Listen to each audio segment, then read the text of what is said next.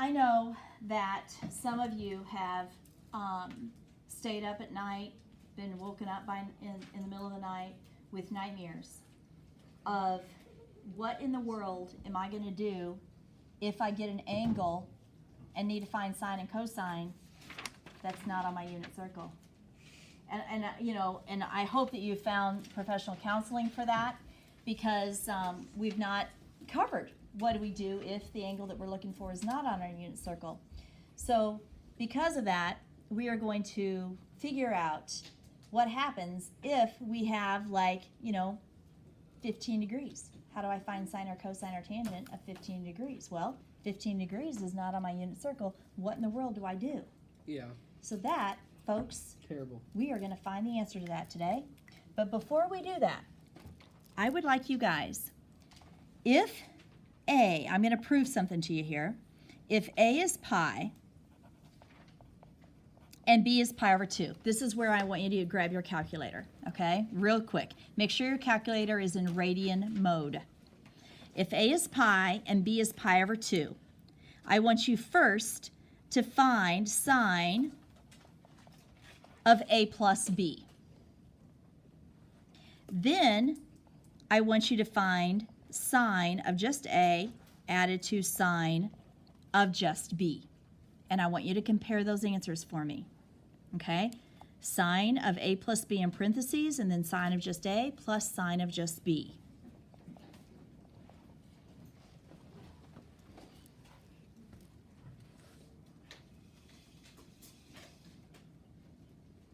Are you still missing a bunch of calculators? Yep.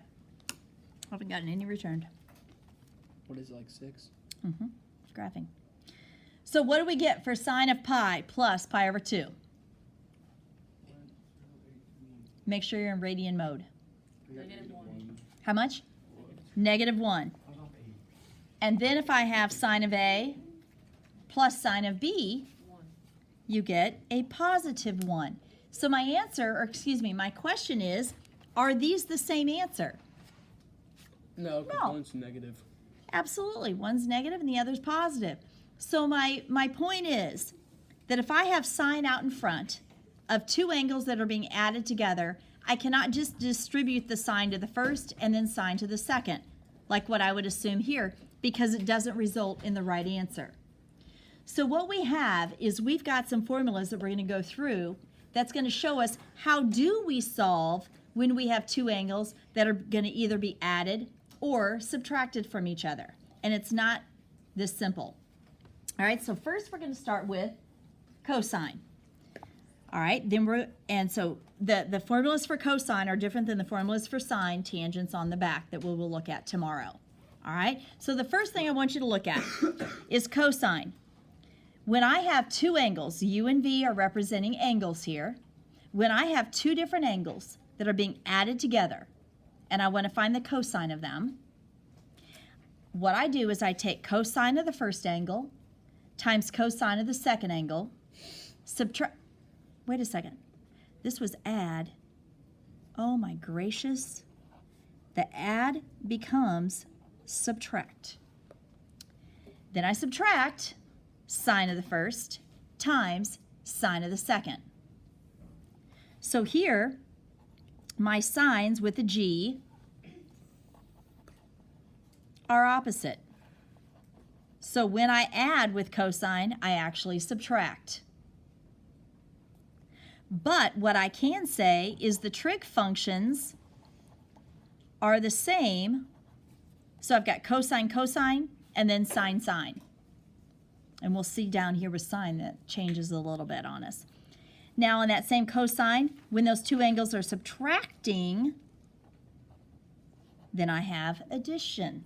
So that's why my signs are opposite, but my functions are the same. So pay close note to that.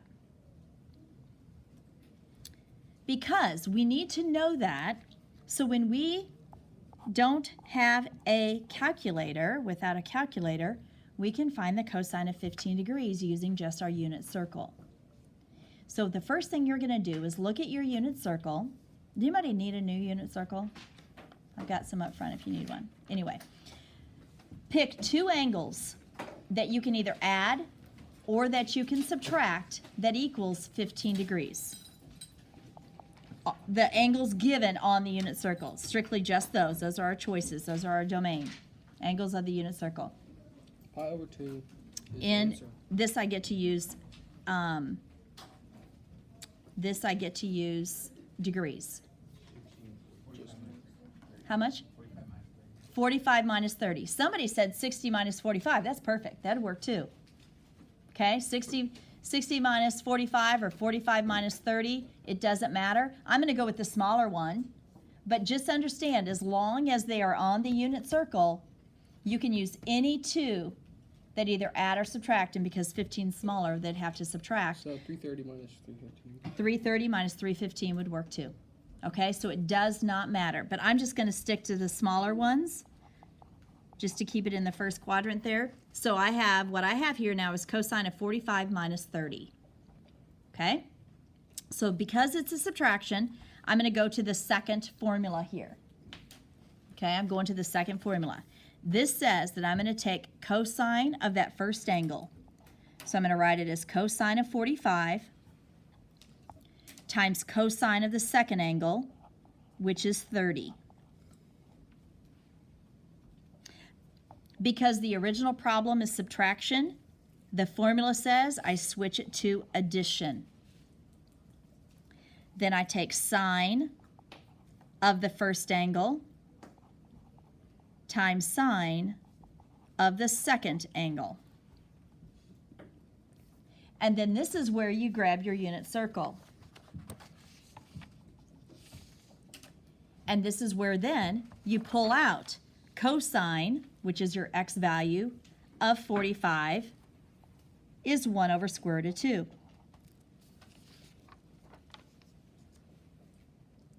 Times cosine of 30, which is square root of 3 over 2. Plus sine of 45, 1 over square root of 2, times sine of 30, which is 1/2. Now, a real quick review on working with radicals. Radicals only play with radicals. So if you're multiplying a number times a radical, unless that number has a radical around it, you don't multiply them together. So for instance, this radical 2 times 2 is not square root of 4. It is 2 times square root of 2. If you're adding, same thing. You can't add radicals unless they have the same root, like square root of 3 plus square root of 3. How many square root of 3s do I have? I have 2. So it'd be 2 square root of 3. But anyway, you can't, unless it's the same radical, unless the number is a radical, you leave them alone. All right, so what I have here, the numerator is 1 times square root of 3, which is just square root of 3.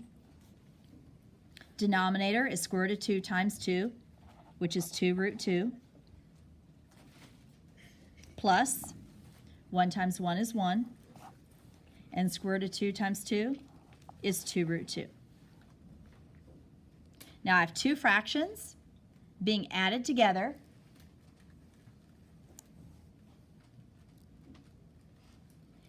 But what's nice is they do have a common denominator, okay? So I'm going to add the numerator, keep it over the common denominator, and I am going to write that numerator in standard form, which means the radical goes towards the end. So I'm going to write it as 1 plus square root of 3 all over 2 root 2.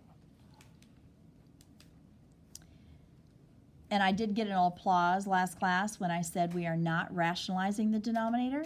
We are leaving it as it is, okay? So this is your final answer.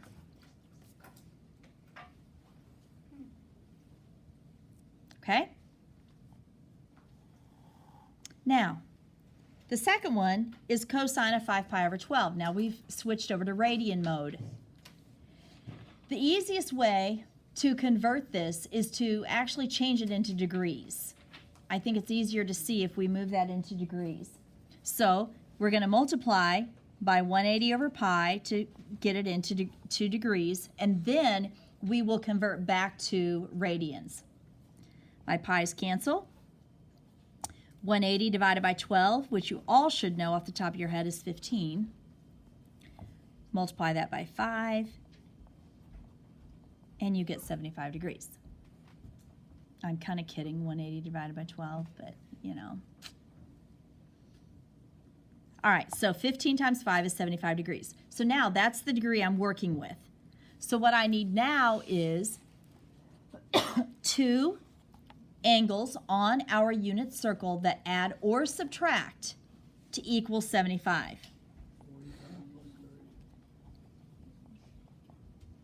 45 degrees plus 30 degrees.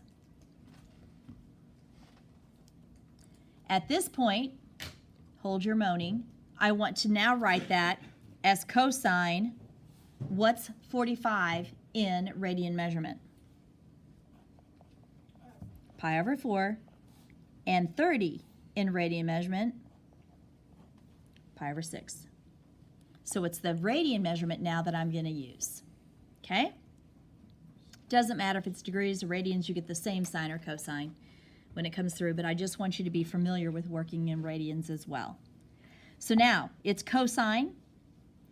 So my signs are going to be the same, but it's plus, I'm sorry, the signs are opposite. It's the functions that are the same. Plus becomes minus, but I'm going to take cosine of the first angle, which is pi over 4, times cosine of the second angle, minus sine of the first, times sine of the second.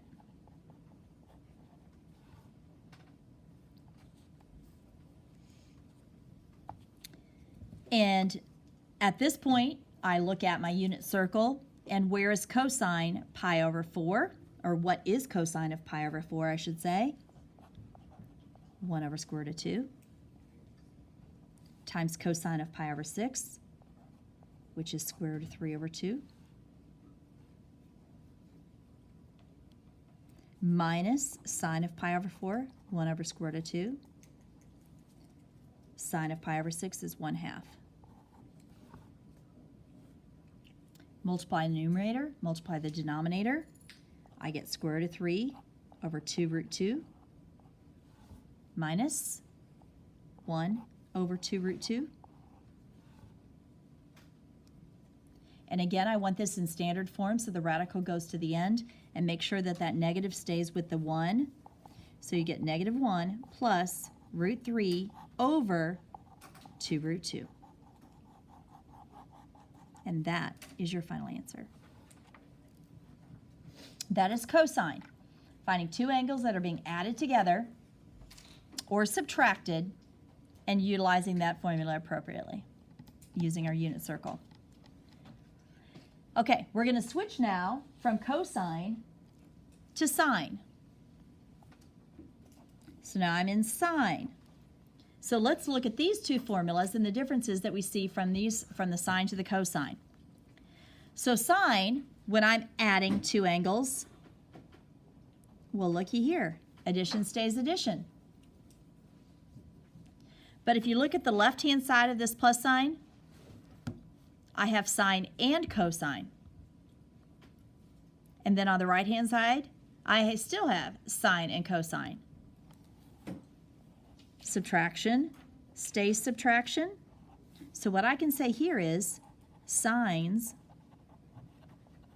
are the same, but my functions are different.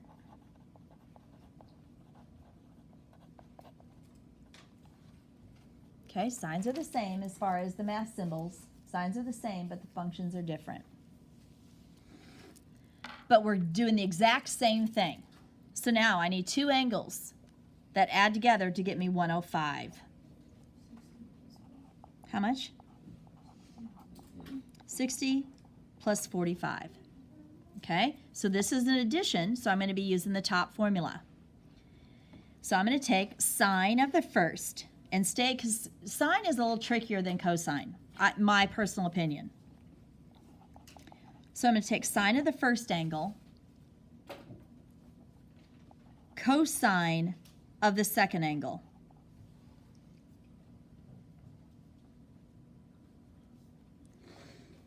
plus. Now I personally stick with sine first and then cosine, but you can stick with the angle first. It doesn't matter.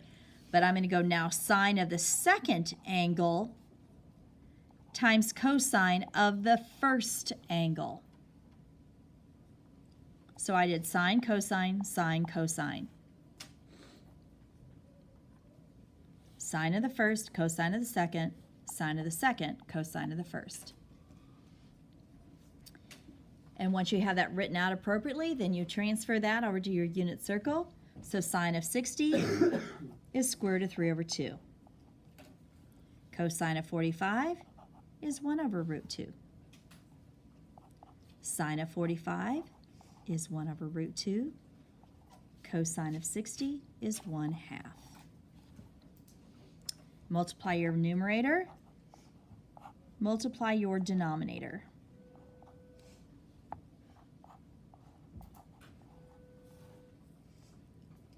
Writing it in standard form, the radical goes towards the end, and I get 1 plus root 3 all over 2 root 2. Are you always gonna be over 2 root Why, if I say yes, why would it always be that? 2? Is it always 1 and 3? Root 3 on top? Why would it always be the same with minus or differences of pluses and minuses? Because signing, because we're using the first quadrant. So far, we've just used the first quadrant, but what do you notice about the first quadrant, sines and cosines? Everything's got a denominator 2 and root 2. They're all the same numbers. We're basically repeating all the same numbers over and over and over again. So yes, they're going to be close, but I'll tell you what, if you get a negative misplaced, like here, that's wrong. Okay, so make sure that you're very careful with your positive and negatives, because that's going to make the difference between Right and wrong. one, exactly. Okay, so let's look at sine of pi over 2. Again, I'm in radian mode, so I just, for ease of finding the angle measurements, I'm going to convert it to degrees by multiplying by pi over 180. I lied, 180 over pi. And here I've got that 180 divided by 12 again. 15. Perfect, see, you knew that right off the top. So now I want sine of two values that add or subtract to give me 15 degrees.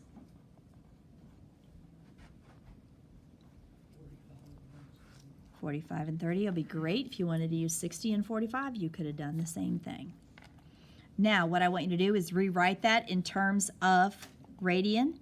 So 45 degrees is pi over 4. 30 degrees is pi over 6. Sine, subtraction, is going to be the bottom. So I'm going to take sine of the first, cosine of the second, minus sine of the second times cosine of the first. That's coming straight off the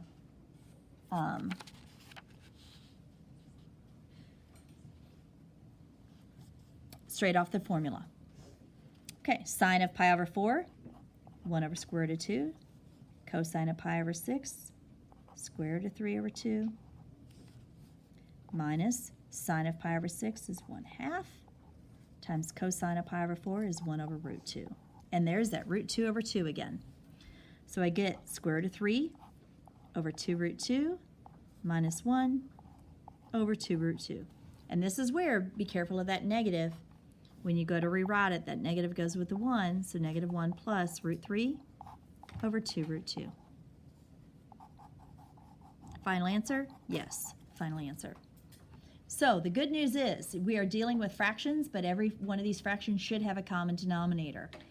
And if you do not, that's a good sign that you need to go back and double check your work if you do not get that same denominator, okay? Questions on applying that formula? Okay, real quick. Down below, we're going to work backwards now, okay? And this is kind of the gimme of the whole quiz right here. I look at sine of 42 times cosine 17 minus cosine 42 times sine of 17. First, look at my trig functions. On the left-hand side of that subtraction, are they the same or different? Different. So therefore, it's sine. And if it's sine, if it's subtraction, does it say stay subtraction? Yep. So it's sine of 42 minus 17. What is 42 minus 17? 25. So here, functions are different. So it's sine. Because it's sine, sines with the G are the same. Okay, that's what you can put in your notes. Bottom one, I've cosine, cosine, sine, sine. Functions are the same. So it's cosine. It's cosine. Cosine 94 minus 18. And it's, because it's cosine, then I take 94 minus, because the signs are different with cosine, and I get cosine of 76. Oh.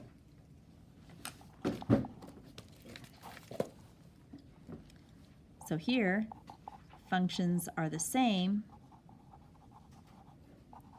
so it's cosine. Because it's cosine, sines are different.